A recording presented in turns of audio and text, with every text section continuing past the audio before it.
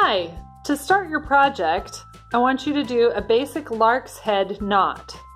The lark's head knot is how you attach your string to your dowel. So what I want you to do is go over the top with your loop and then reach through and grab the yarn and pull it to the back. You'll know you have it right if you have this loop in the front. That loop should show right in the front of your stick. If that loop goes to the back, then you need to take it off and do it over. You want the bumps to show on macrame. The front will look different than the back. So you're going to take your string, it's a lot longer than this one, right at the halfway mark, and lay the thread from the from the front over to the back, and then pull it through like that.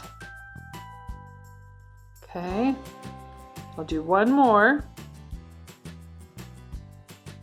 from the front over to the back and pull it through so you have those bumps.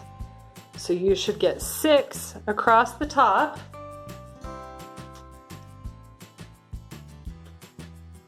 So that they look like this right there. You should have 6 across the top. Then I want you to take your shorter one and tie a slip knot. Just a loop. Oops, that went all the way through. Let's try the other end. So do a slip knot. And then I want you to put, see, that's the hard thing, is that little. That's how you're going to attach it to the ends. Okay? And then you can pull on that and tighten it up. Once you have this on both ends, you can tie it to a doorknob or a chair just so that it stays in place. I'm going to put my water bottle under mine. You can also tie it on this way. I just like the way the other way just slips right on, but it doesn't really matter as long as you tie it on each end. And then anchor this somehow so that you can begin work with 6 knots across.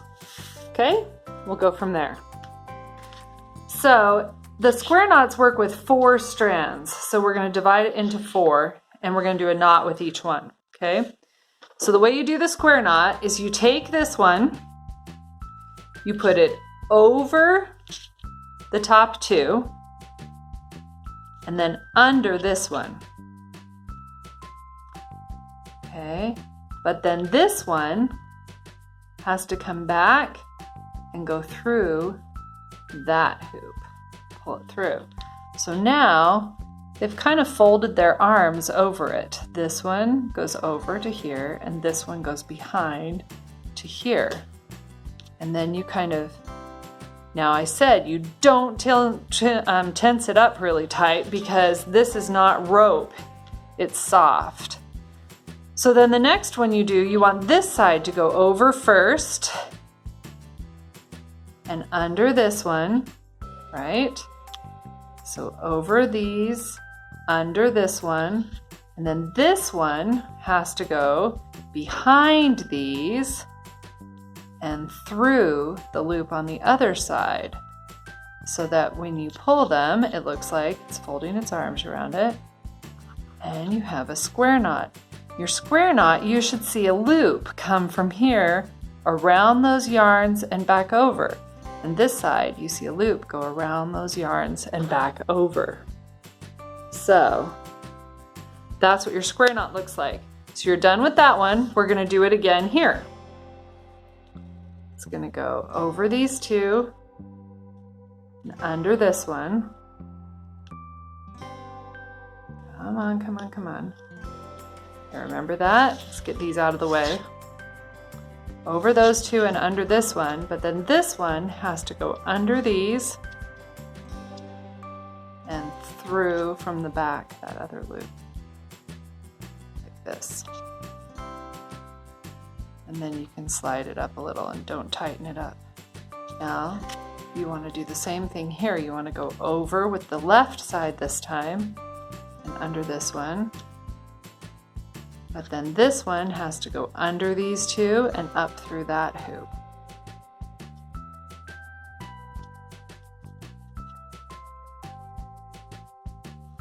Okay, same thing, one more knot.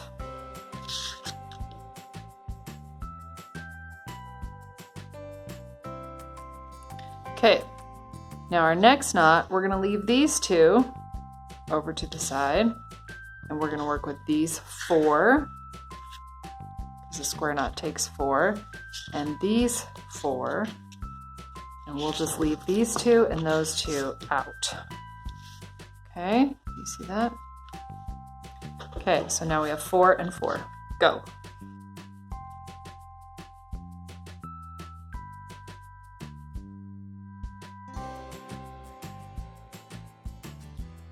See how I'm letting this pull down? It's okay to let space happen.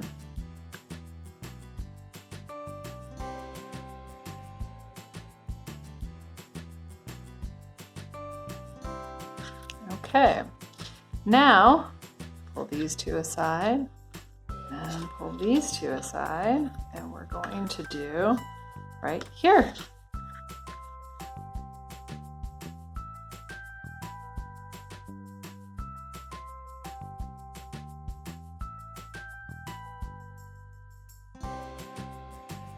Okay, so we have 3, 2, and 1. Now we're gonna do what's called the double half hitch. So if you've read through the instructions, this will make more sense to you when you see it. We're going to work with a knot that goes down this side, and then a row of knots that go down this side. Okay, so this rope is going to lay on top of these, and it will not change its path. All the knots will be tied around this string. So this string, if you find yourself starting to loop with it, stop, because this rope has to stay that way. So this one's going to come up and tie a knot over, and your knot is always going to go above the rope. That will help you remember too. So you're coming up and you're going above into the hole, and then you're coming down. And you have to do that twice. So see, keep this going this way, and take this knot, loop it, and tie above itself right there. That made these gorgeous 2 loops. When we do that with every rope, it's going to make 2 loops each time. Look, above, and then on top of, and above. And then you just put that out to the side and forget about it for now, okay? So I'm also leaving some space here.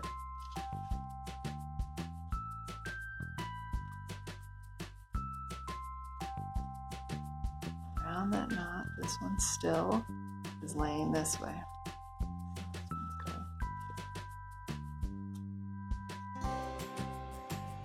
Second knot for this strand. Oops. Oops. Pulling the wrong one. Loosen that up a little because that got kind of tight. Okay. 1, 2, 3. Up and over. And tie. Pull that down so it has its way it's supposed to go. And up and over, makes those 2 great half hitch loops on there. See how that's making this. And they slide now, they slide nice and easy, which is helpful. You can tighten them up or loosen them a little if you need to. You want this to be kind of straight for how it's going on there, so. Okay, all right. One more. Gonna go up and over. Hold this one out to the side kind of tight so it can keep its shape. And up and over.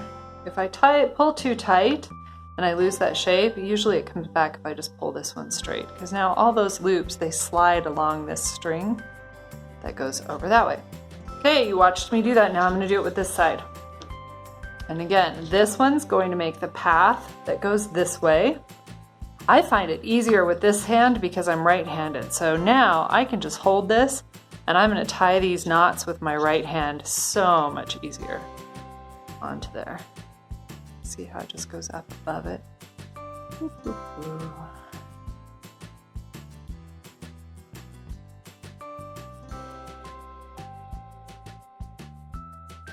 See, I haven't let go of this string.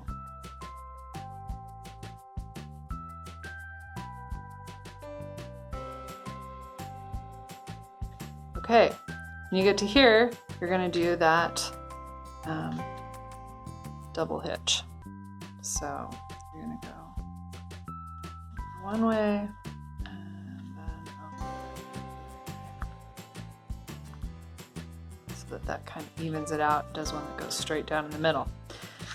And then I did 2 rows of those on your instructions. So again, lay this over, that's its path, don't let it change. Go up and over. Yeah, look at that. Those rows of bumps. You want to see these spaces.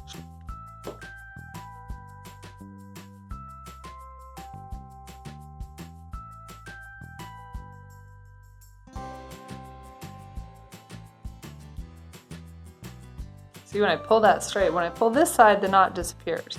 When I pull this side, it pops back up right where I want it. So that's how you know you keep the tension on that one that's supposed to go straight across. You don't let the other one get too tight.